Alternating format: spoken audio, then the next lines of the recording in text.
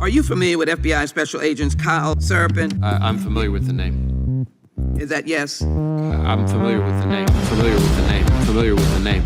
Let's bring in Kyle Seraphin. He's the FBI whistleblower who helped expose government censorship of our First Amendment rights. Now, we only have this memo because a recently suspended FBI agent called Kyle Seraphin brought it to the public, and we're grateful that he did. Kyle, thank you so much for joining us tonight. He's the host of something that strangely is called the Kyle Seraphin Show. Kyle Seraphin, I can't thank you enough for speaking out. I knew you guys were out there, and I knew it was just a matter of time, but you got a lot of guts putting your face and your name to this. You're doing a service on behalf of the American people, and from the bottom of my cracked and broken heart sometimes, thank you very much.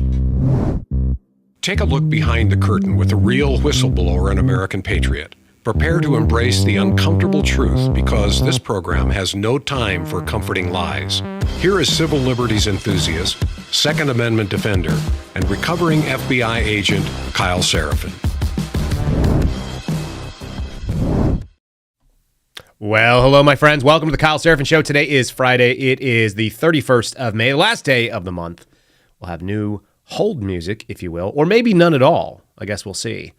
Starting on Monday. Today is Friday, and that makes it a friendly Friday, and we will be having Steve Friend join us momentarily. The big news of the day, of yesterday, was that Donald Trump was convicted on all 34 counts by a Manhattan jury. That's not surprising to those of us who have been watching it.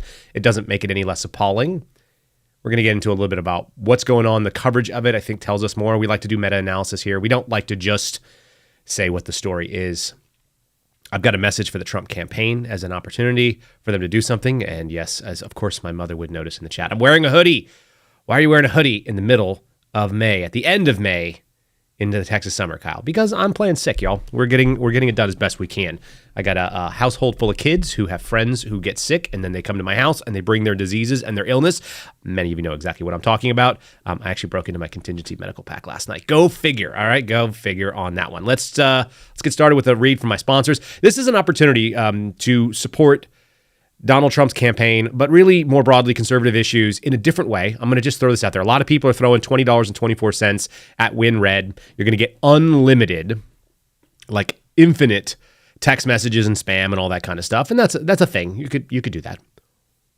Or we could be a little bit more targeted. One of the things you could do is you could support Catholic Vote. Go to catholicvote.org. There's an opportunity to donate. One of the things that they are doing is they are trying to reach the people that already agree with us and make sure that they're voting. The analysis has been done. The folks at Catholic Vote have done it, and they have determined that there's roughly 25% of this population in this country identify as Catholic, at least nominally. And a huge chunk of people, I think like a third of Catholics, do not go out and vote, even though they're pro-life, they're pro-family, they're pro-freedom, they're pro-gun. They go down the line, and they check all the boxes with us. And they've done some geo-targeted location searches. They have a plan in place to get those people motivated to go out and vote. Big issue, and it's a way to move the needle. We're not going to change people on the political left. We will change people's minds who just weren't interested in voting at all. I've made this argument to some people in the Trump camp. I hope that they listen. That would be good. It would be useful for us to reach people where they're at. And I think we have a big opportunity to do that. It's going to be people down the middle that make it happen. And I want to share with you this one story from Catholic Vote from today's Loop, which is that multiple Pride events were held on U.S. military bases. Documents show they are also doing the hard work with Judicial Watch, and they are FOIAing information. They got 25 pages of records talking about drag shows that were in contradiction to a policy that was publicized by the Biden administration. We need to hold them accountable with their lies, and one of the ways we do it is with lawfare, just so you guys understand what I'm talking about here. Bring on my buddy real quick. Here is the man. You're going to unmute yourself. There he is. This is the real Steve Friend. Hey, bud, how you doing? You, for once, look warm, and I look cold. What's going on there? Man, it is through the looking glass, right? As we've now crossed the Rubicon yet again. Isn't that the new phrase? The walls are closing in, and now we've crossed the Rubicon. Everybody is very upset about what goes on in a communist blue state like New York. And I'm just feeling really awful for somebody who was dragged through that entire system. Dexter Taylor, we should probably be focusing on that sort of case. What we're going to be, I guess, because it is relevant and newsworthy, we'll drill down on today. But I do think that it's worth saying that guy's name. Let's say that name and make sure that people are paying attention to the regular folks during this populist movement. So I brought that up to people in Trump's camp and folks that should have access to this information. We're not going to change the MAGA people's minds. MAGA is on. They're going to vote. We know that. They're more motivated than ever. That's good. You need that. Loony leftists. I had somebody come at me and ask me if I was mentally ill, and that said my children were, ashamed of me, which is my favorite. It's like, my children are thrilled. My daughter came down this morning and told me that she has a new tooth pushing in behind the old tooth, and that is the big news in our household. Like, real things that go on for dads. So my kids are not, they don't even know about politics. They still think Donald Trump is president, which is funny. We haven't really gotten into why or how that works. And it doesn't really matter when you're 6, 7, 5, 3, 9 months old. So there's all that. The thing that I think is important, the messaging that this is a pivotal opportunity to take. And this is my advice. Folks, you can share this. I hope you do. And I'll have Steve reflect on it. If you want to move people in the middle, we have to do a basic sales pitch. You've done this recruiting sources. You've done this by getting people to do the thing that you want when they were not necessarily inclined to do that. They were otherwise ideologically inclined. And you talk them into it by what? What do you tell them? What moves the needle for one guy who's sitting there listening to the message? How's it sound? It sounds very much like this acronym, PT Buff. And it's a play on words because physical training makes you buff. PT Buff stands for put the benefits up front. What is in it for me? If you're recruiting a source, maybe they're just a patriotic person. You say, come on over to Team America. Maybe you can just say, I'm going to give you a whole bunch of cash and you don't have to tell the IRS about it because it's going to be in an envelope. Maybe it's, hey, you got arrested for drugs and I can talk to the prosecutor if you play ball with me. Everyone's motivations and incentives are different. And when you talk about that in a political sphere, the PT Buff is delivering. What is the deliverable? So for the communist, the PT Buff is, I want you to punish my enemies and reward my friends.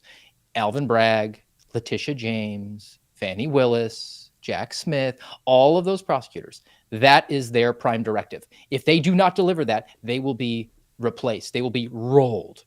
And they went out and delivered that. On the right, the conservative right, what is the PT Buff? People scream and holler about things, but what do you really demand? Well, you demand memes and Fox News hits. And as long as you do sternly that, worded and that letters is the and hearings. Demand, you will get more of it. Hearings and letters too. All we've got. Hearings and letters. We need those. We need strongly worded letters. We need to say, we're on the verge of holding you in contempt. And then, you know what? We're just going to back off that. There's never been an attempt for mutually assured destruction, which is what I've been advocating for over a year. Before we went live, we were talking about last May when I went to Columbus, Georgia. It was one of the Friendly Friday episodes we did. And if anyone went back, it would be really easy to identify because I was in a hotel wearing a suit, unlike my current Suspendables merch. It's very weird for you to wear a suit. We only do that when we got to do work. At the time, we were in joking fashion saying that how awesome it would be to have an elected president who was in jail because you have maximum transparency. The jail logs would show who was visiting him. You would have all the phone calls that were being recorded. It would be almost a laughable level of transparency. So this has been over a year.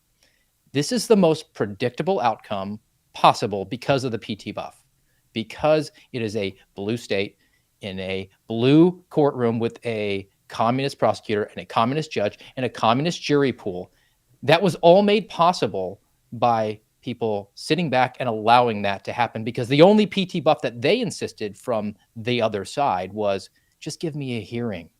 Just give me a meme or make me scratch my belly and go on Fox News for 3 minutes before the pocket catheter commercial comes up. And as a result, you have a blue enclave there.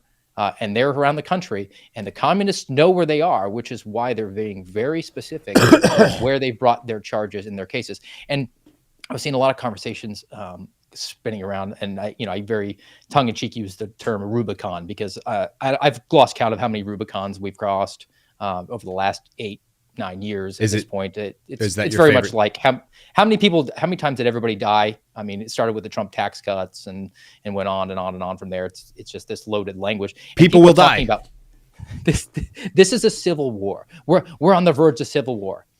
All right, slow your roll, homie. Yes. Okay. This is a population of people that are not ready. The other side is ready. The other side is Mr. T from Rocky III doing chin-ups off a pull-up bar in their basement off a pipe, right? They are ready for the fight. You haven't trained day one, and you think you're going to step into the ring with Mike Tyson?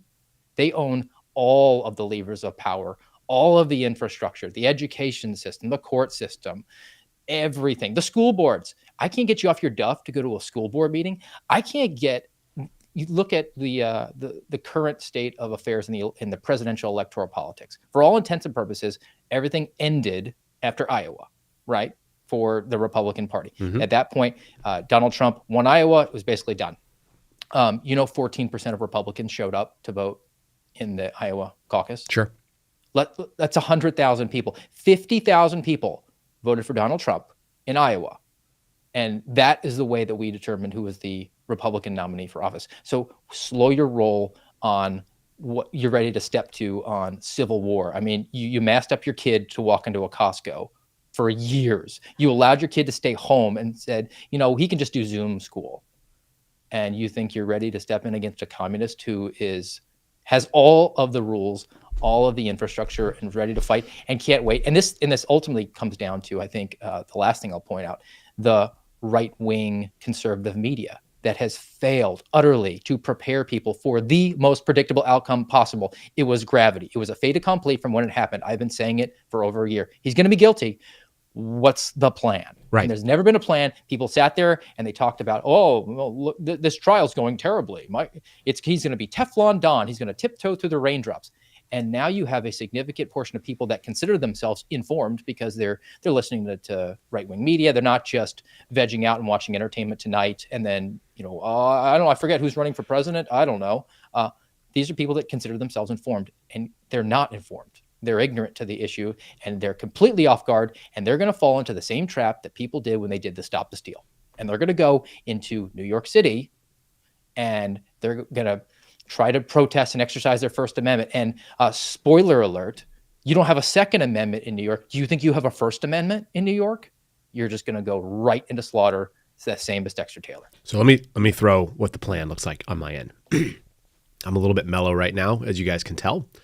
Here's what I think needs to happen. Donald Trump has a pivotal and crucial opportunity. He could do this at any time. He could have done this at any time. I recommended that he did it a while ago. Today, this week, the next few days, this is an opportunity that doesn't exist in any normal cycle. So all he has to do is this. What's in it for me, PT Buff?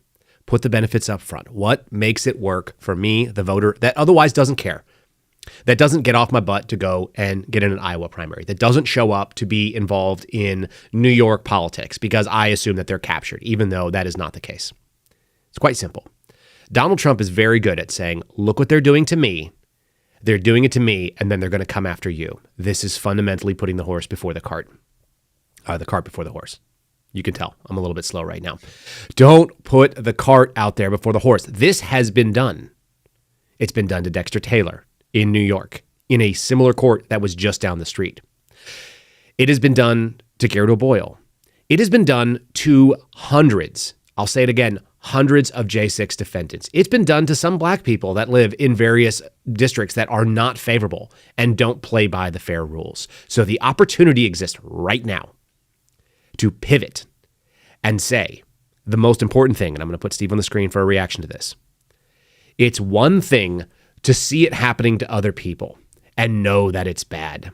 It's quite another to experience that gut punch. And I know because I was on the phone with Garrett O'Boyle when he was removed from the office. That is a pivotal moment of understanding. I was on the phone with several whistleblowers when they were walked out, right after they had all their stuff unceremoniously thrown after years and years, sometimes decades of honorable service on their front lawn. It's one thing to see it happen to Kyle Seraphin or Steve Friend and see them go on the Bongino show on Fox or talk on Tucker or go to Jesse Waters and explain how things are weaponized and nothing is fair.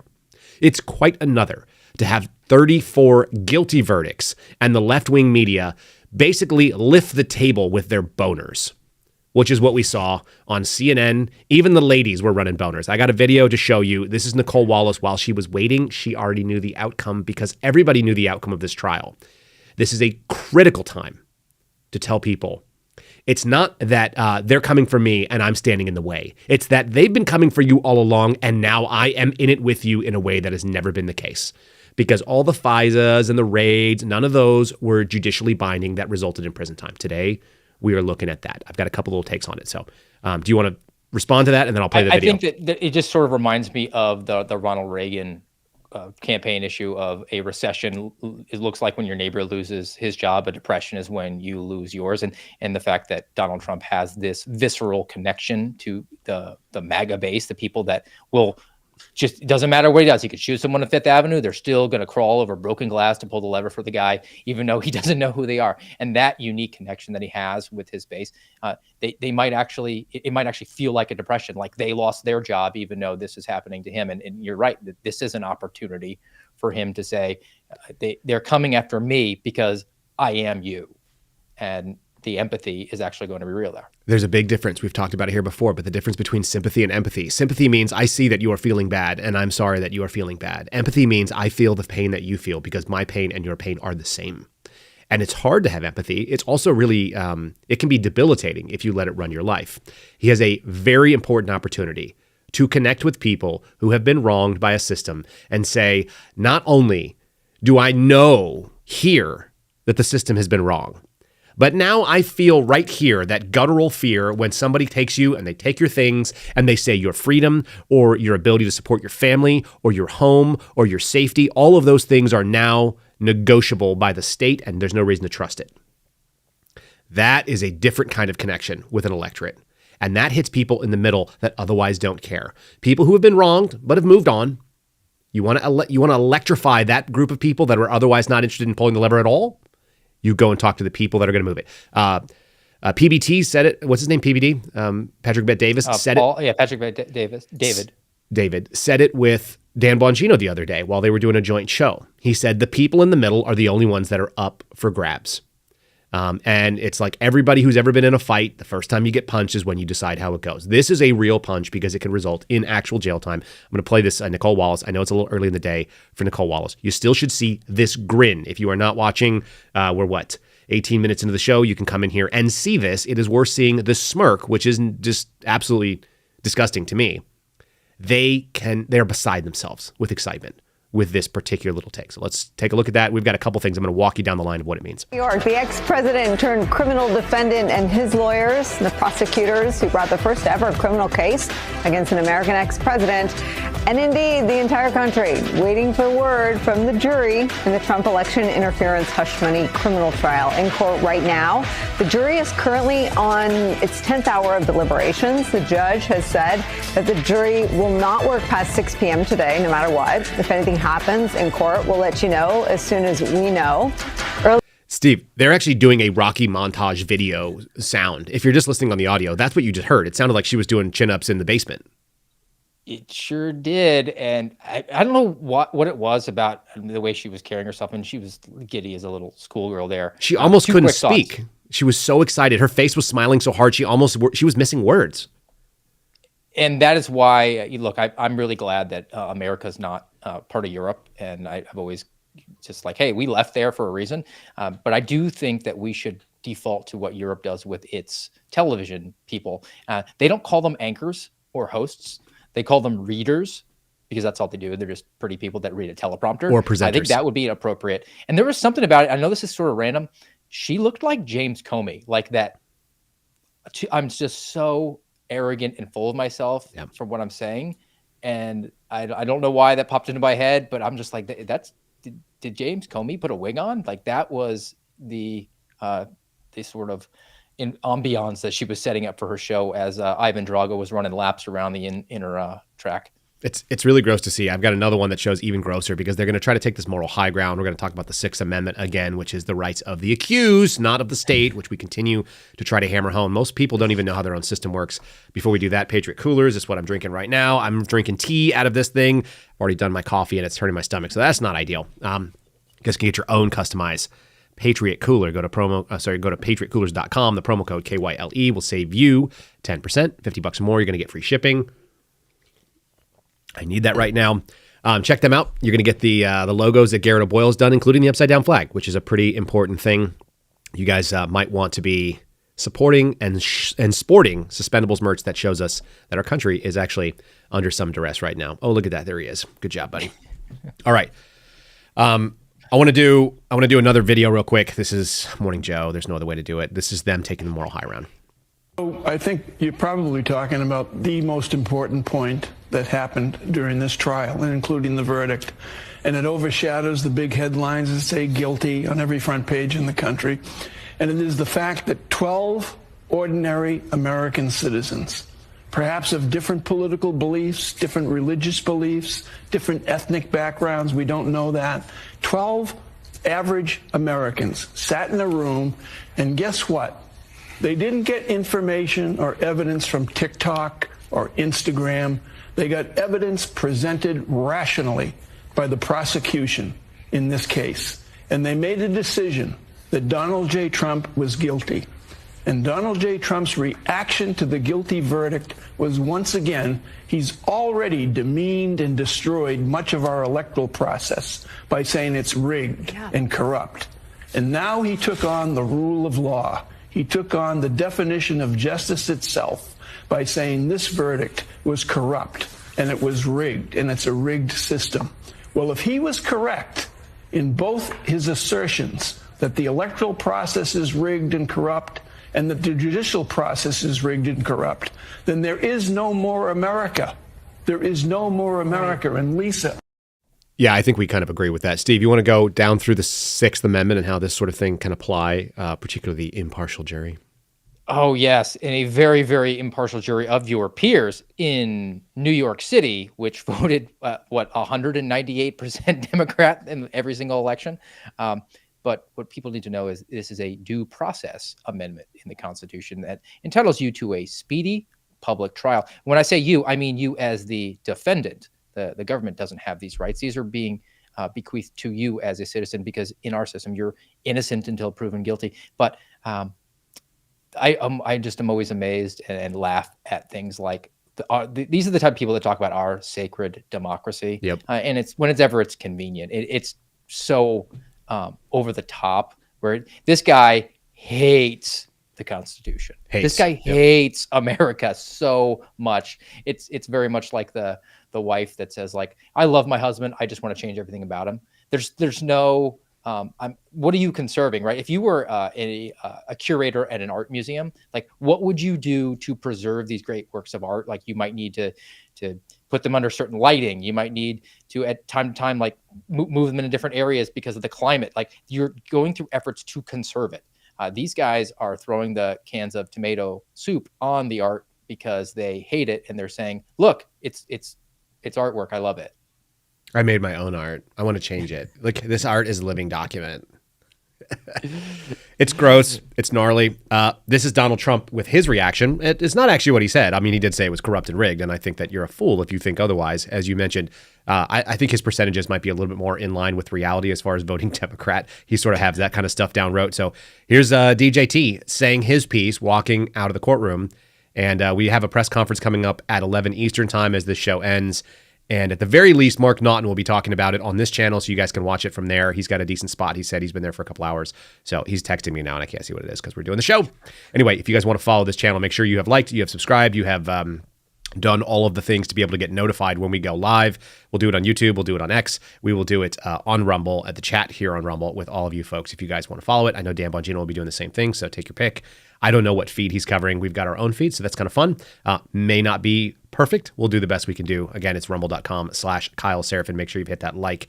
And let's see Donald J. Trump, in his own words. This is his reaction. I think it's actually very measured. It's very measured for a guy who just got gut punched. This is the right answer, by the way. It's not flailing. It's 2016 Trump that says we're going to make people pay. So let's see where it goes.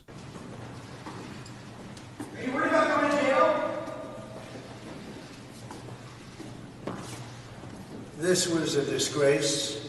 This was a rigged trial by a conflicted judge who was corrupt. It's a rigged trial, a disgrace. They wouldn't give us a venue change. We were at 5% or 6% in this district, in this area. This was a rigged, disgraceful trial. The real verdict is going to be November 5th by the people. And they know what happened here, and everybody knows what happened here.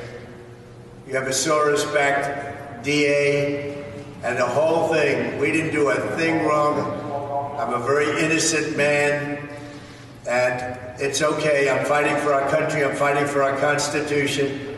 Our whole country is being rigged right now. This was done by the Biden administration in order to wound or hurt an opponent, a political opponent. And I think it's just a disgrace. And we'll keep fighting. We'll fight till the end and we'll win, because our country's gone to hell. We don't have the same country anymore. We have a divided mess. We're a nation in decline, serious decline. Millions and millions of people pouring into our country right now from prisons and from mental institutions, terrorists, and they're taking over our country. We have a country that's in big trouble, but this was a rigged decision right from day one with a conflicted judge who should have never been allowed to try this case. Never. All right. Give me a fact check on that, Steve Friend. By the way, here's CNN's main page seconds after he gave that discussion. Oh, I mean, they were really surprised as they read every single count in full and said guilty, guilty, guilty for their very giddy audience there. I will take issue, though, with one issue that Trump said. I think it was a good line where he said, the real verdict will be on November 5th. Mm-hmm. It's his election. That's what he's very concerned about. I think it's, again, a lost opportunity, particularly from his position as essentially king of the Republican Party, because you're missing the harvest season. You have now the entire summer to do other things that will actually make the country better. So he could also say, I want to direct all red state attorney generals to just bring charges against the Biden administration. Do it now. I'm giving you that directive, and let's see who wants to actually be a good and faithful servant there, because his people would like to do that. And as far as the voters, you don't stay home until November 5th. Like, there's a lot of other things you can do. You should be pushing your state houses to do things. You should be going to your school boards. You should be trying to elect a good sheriff in town or in your county. I mean, there's a lot to do. You can't just stay home. There's a lot to engage in that you can really pick where your interest is, and you have to have this faith that other people are going to be covering other things. Otherwise, it's spread too thin. But if ultimately you say, oh, I'm so angry and motivated, I can't wait to sit at home and wait on the calendar to turn to November 5th. It's not enough. It's not enough. The communist is out there. The communist is doing chin-ups off the pipe in their basement. You can't just think for yourself, and now I'll mix my Rocky metaphors. You can't just be Apollo Creed in Rocky IV, and spoiler alert, he dies, but I think we're safe. It's like 40 years old. Yes. You can't just say, I'm going to strap on my American flag shorts and roll into this fight with a guy who I have no idea who he is.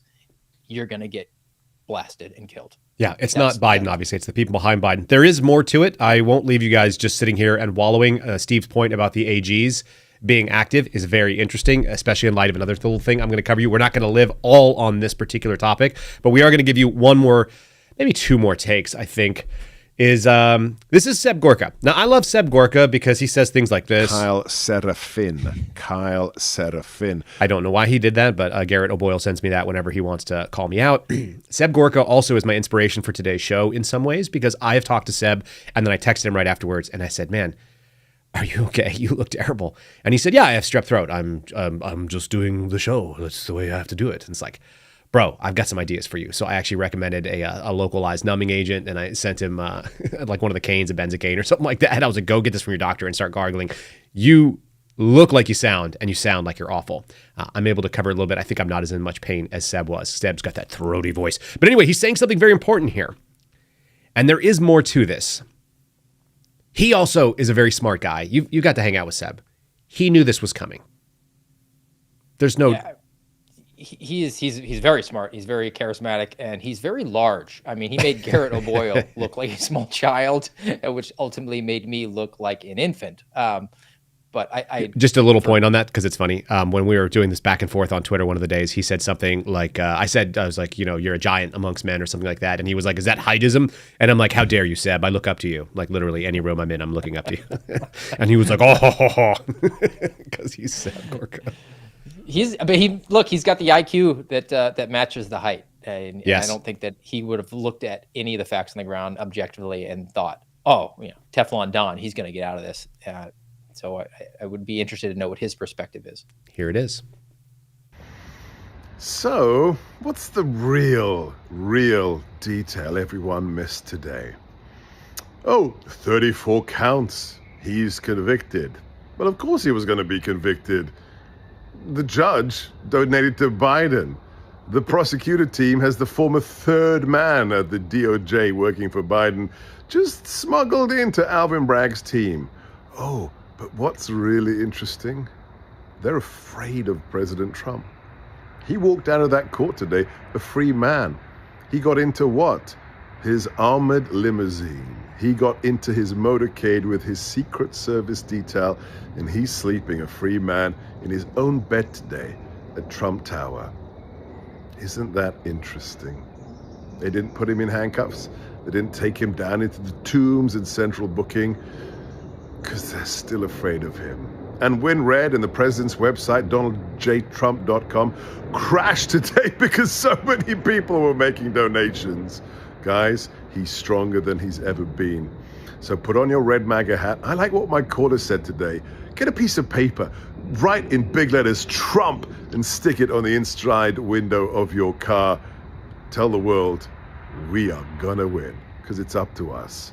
They're afraid of him because he's Donald Trump. Okay, guys.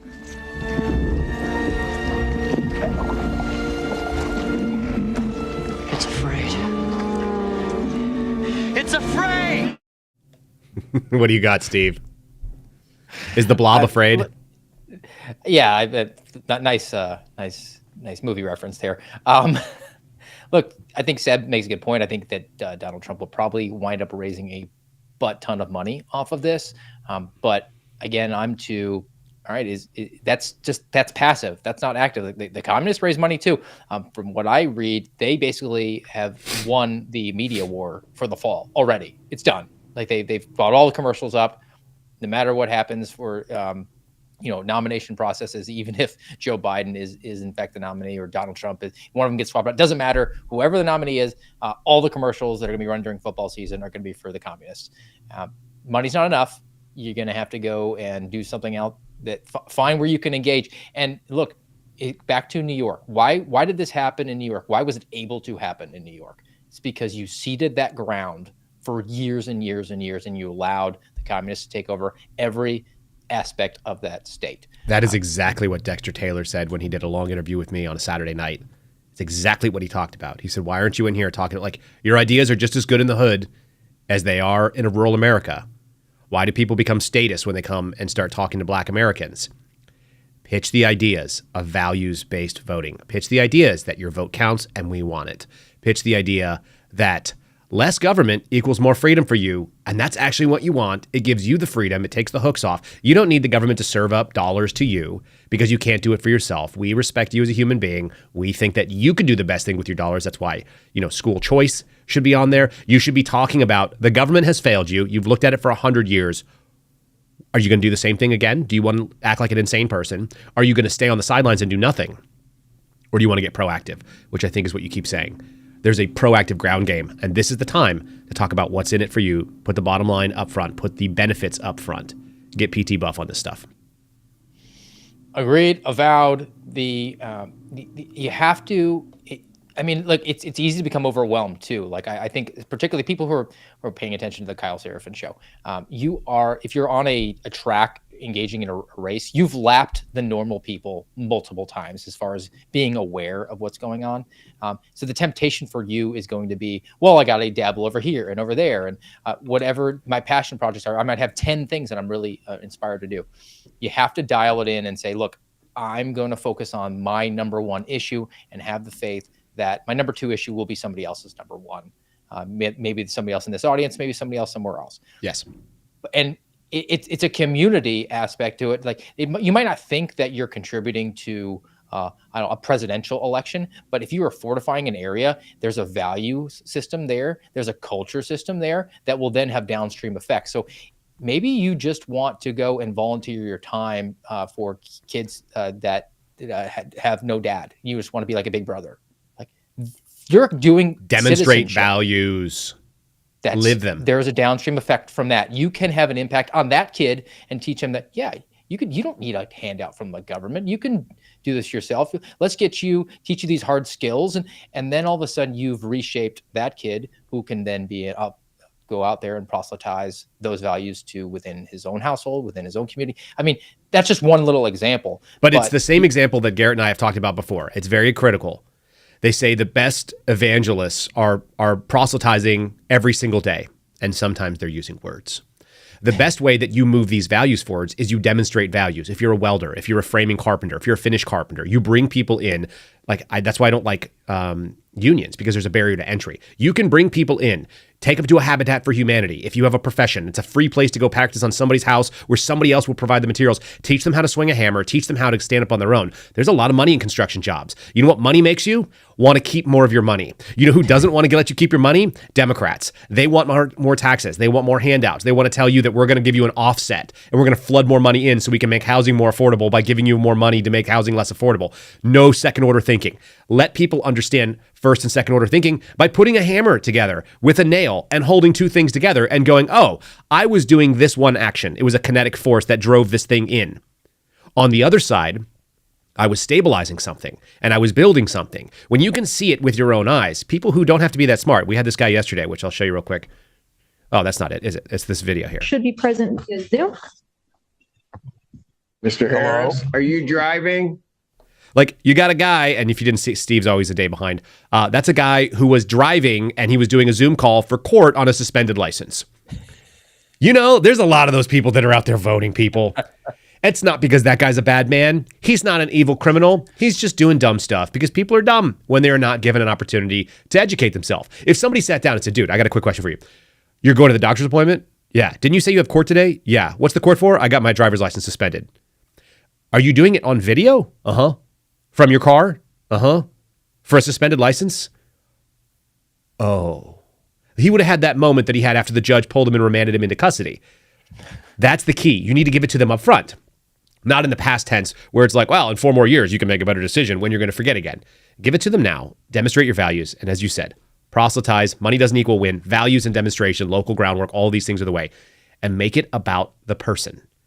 You can tell people how to vote and never discuss elections. It's the same reason why some people preach the gospel and they never talk about Jesus. They're just doing things that make them look happier and more satisfied, and their existence is better. And people go like, what is making Steve Friend so not scared in this world? How did he walk unafraid into an FBI office and have all the things taken that he had been working for? Oh, it's called faith. I got to get me some of that faith, just like I want to get me some of that reform candidate, like we heard on Oh Brother, We're Out the other day. Yes, I mean you have to embody that for folks and make it actually tangible. That's right. And there's something visceral about, like you said, like swinging a hammer, or just almost like you see people in your community that just have it together. They have it almost indiscernible quality, and you can tell the people that are faking it until they make it, of course, versus the people that are just like, man, whatever that X factor is, that's what we call it, the X factor. I'm going to try to embody that. I try to do things like I want to be financially successful. Well, I'm probably not going to win the lottery. I'm probably not going to be a CEO of a Fortune 500 company. But what can I do? I mean, there are small steps that I can take, and one of them is completely unrelated. You know, the average person with a net worth of $1 million reads one nonfiction book a month. Totally. I think I can do that. That's achievable. So, like, probably little steps like that will. I don't think that you're going to, finish reading a biography on Bibi Netanyahu and be like, oh, that made me $100,000. No, but it makes you think about things. You learn about that guy, and that maybe motivates you to do something else in your life. And as a result, there's a downstream effect. It's granular. You gotta train to fight against Ivan Drago. You don't just strap on the American flag jumper shorts and get in the ring. You have to go to a training camp, which is every single day for multiple weeks. And people aren't ready. They think they're just going to cowboy up because I'm America, and you're about to get rolled. No, it's about how you're prepared. Look at this. This is exactly what you were talking about earlier. Democrat Attorney General urge DOJ to investigate the killer that was just pardoned by Greg Abbott after the Texas Republican governor pardoned a man. By the way, he was actually pardoned by a parole board, which is not the governor, so they're actually fundamentally lying here because they'd love to put Texas in play. He was convicted of killing an anti-racist protester Steve Friend. When you see an anti-racist protester and a black author talking about a BLM guy that was killed at a protest, what do you think the color of the skin of that individual was? Who was that killer and who was that victim? Was this black on white crime? I most likely, does one of them have X in their name? If they're an anti-racist, isn't that required?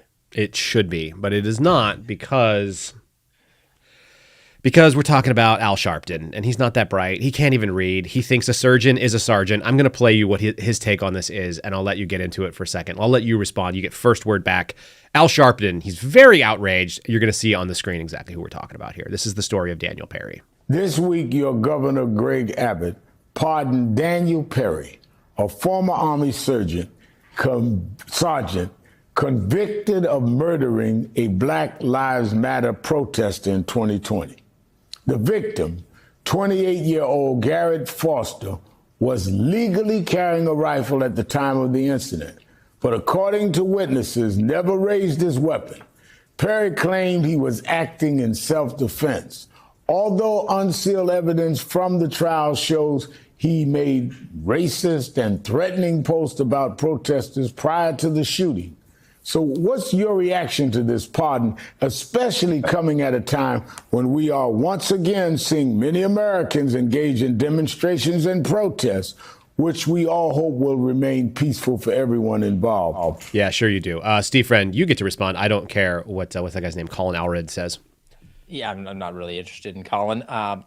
Parenthetically, Al Sharpton, whenever he talks, I think he thinks that there's a megaphone in front of him. That's the way that you would talk in front of a megaphone, because you don't want to roll your syllables together because you're addressing a large crowd and you don't want to have any feedback. So he's very difficult to listen to. And he is trying to stir up the pot because that's what he's done professionally for his entire life. And they're going to justify race any hustle sort of civil unrest that is going to be occurring over the summer, which is why, I don't know if folks are aware of this, you know that they're going to nominate Joe Biden and Kamala Harris via Zoom before the DNC. We talked about it here. Oh, yeah. What does that tell you? right. That tells you that they know what the optics are going to look like. They're leaving a place to rage and danger where they don't have to have the Secret Service engaged with it.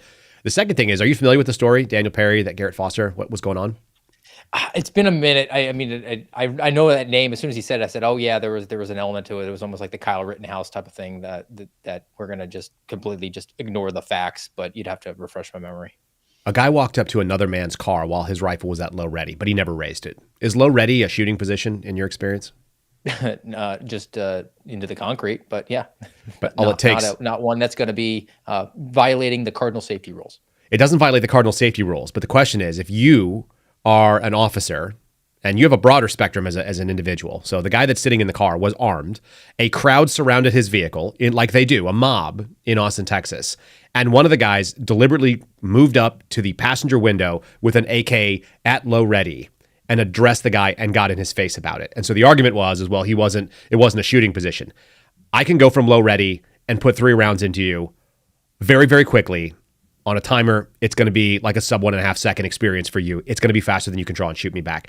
He proactively shot because he's in the Army and he didn't want to do that. By the way, the only problem here was that the guy who was carrying the AK was an anti-racist. It wasn't like, if this was the other way around, you know for a fact the lefties would have been totally fine. They're like, yeah, kill that guy. He's an evil Trump supporter. If it was a MAGA crowd around a vehicle. So again, we have to look at the game that's being played on the ground right there. Well, you had the kid that had a conversation in a bar. What was that in like North Dakota? Who was wearing the Trump hat, and then the guy like went and ran him over with a pickup truck. Right. Yeah. No, we're playing. We're playing for very, very different sets of rules, which is why it's so laughable when you hear people on MSNBC talking about how the rule of law in America is over. It's like, yeah, it's been over. To be fair, it's been over since my friend got kicked out of his job, and definitely before that, it probably has been over since, I don't know, the FBI decided to spy on a guy who was running for president and then continued doing it when he was in the office. Doesn't that seem like when America kind of like took some fatal wounds and was just bleeding? I think you're too far down at that point. I think it might have been over when the Anti-Federalists lost. It's 1791. That was it. It should have been that. I want to keep pushing forward just a little bit. I think that's all that we had actually for the video clips here. I have a couple little stories. Like I said, this story of Al Sharpton talking about this is kind of mind blowing to me. The other thing that I thought was very interesting, every single commentator from MSNBC to NBC to ABC to CBS, they all look like this guy. What's up with this guy? They're all effeminate, weak males, consistently looking he has puka shells on. Does he have puka shell necklace? I think he has puka shells. It says Trump's hush money guilty verdict is only going to make him more dangerous. There's a big split between, is he going to be more dangerous or this one. This is coming back to back on ABC. I just want you guys to see the meta-analysis that's going on. Trump's conviction won't change GOP support. Shocker. But also, will Trump's conviction sway voters? Here's some first reactions. Some people said that he is now out of contention, while other people said all in for Trump. The fact of the matter is the only people that are in play, I think, and I'll listen to your take as well, I think the only people that are in play are people that don't otherwise care and think they're not being spoken to, which is why the PT buff is so important. And the fear porn, and this is just for people. Let's just take a step back and think. All right, so if he gets convicted, he's more dangerous now. But if he had been acquitted, they would say, well, now he's really dangerous because he's unshackled. So you're playing for an audience there that is not gettable.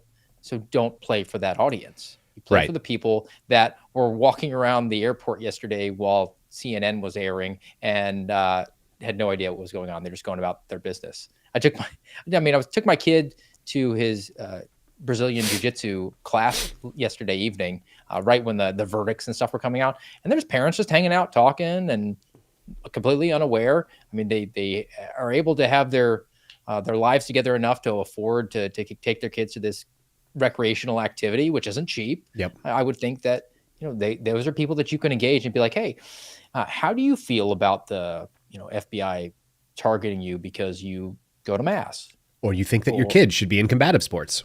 It's very simple. I mean, those are the values fitness that you have, that you're trying to instill those kids to have self-confidence, to be capable to protecting themselves, to be humble and willing to be put in a vulnerable position and even embarrassed in front of a group of their peers. Like, those are the type of things that I want to instill in my kids. So regardless of what our opinions are on tariffs or like tax policy, I think you can make an articulable case that like it is objectively bad for a government to target their political enemies from those who are in power. It's also it's an easy pitch for PT Buff.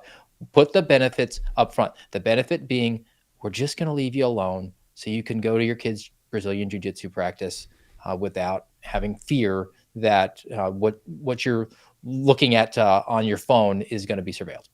Seems like a reasonable take. And the alternative is the Biden administration push looks like this. The Supreme Court is doing a get out of jail card for racial discrimination. There's a gerrymandering court that's up there. They're doing a case about that. Like, the Biden administration case for their next 4 years essentially is the border should be open. Trannies should do whatever they want.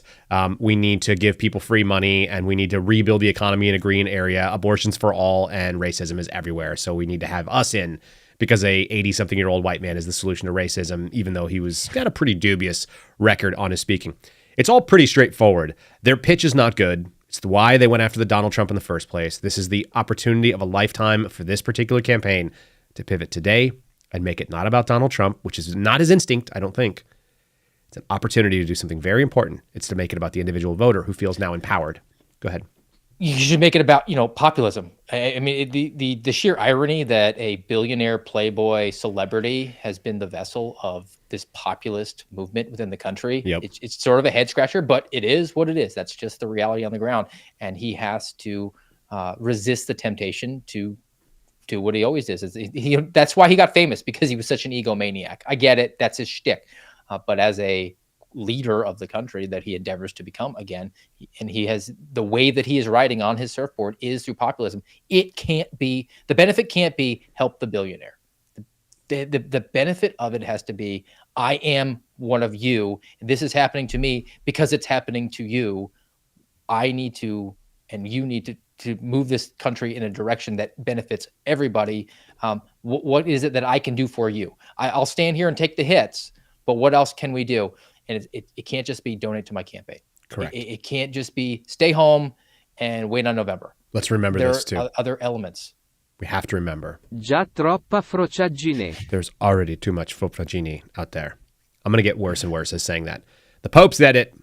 We could get a little bit of that. Let's just let people know we're just done with the faggotry in this country. How about we just step it into the light and make it about other people? I agree with you. There is nothing funnier than God choosing a vessel. You've got even people in the Catholic Church, people that are nuns, like holy people that are saying something so simple. They're like, God always chooses people that you would not expect. That's what God does. God's plan is not your plan. You don't get to vote. You only get to go to the polls, but you don't get to vote on who's up there in any meaningful way in the bigger scheme, not the little country and how we do our primaries. You get to do that. Some of those are rigged, whatever they may be. But the bigger plan, the capital G, not the lowercase g of government, the bigger plan is well outside of our scope. So I like to hang in there on that one and kind of end on a wrap-up note, which is that you don't always understand the plan. And I know you and I haven't understood a lot of the things that go on in our life until it's in the rear view, and then you're like, oh, that makes more sense. I get it now. I sort of get it. I hope I get it soon because it's really tough. Thoughts? Yeah, man, Closing? you always get a vote. That's what that's sort of a law enforcement principle, right? The bad guy gets a vote as far as you have to be prepared that he could draw a weapon on you, and he's going to make that decision, and that's when you're going to use the use of force continuum in the appropriate fashion. But we all get a vote, an actual vote on a ballot every 2, 4, 6 years. But you get a vote in what you do every single day, how you spend your time, right? How you devote your citizenship. That is why I can say things like, hey, I'm sitting out the federal ticket for the next election because from my perspective, nobody's won my vote. Right.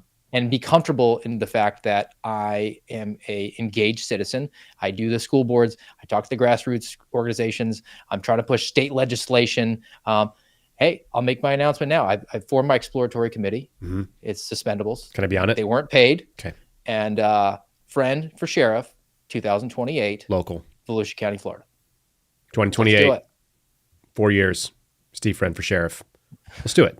I'm in. I vote yes on the exploratory committee, whatever my vote looks like. I'm into it.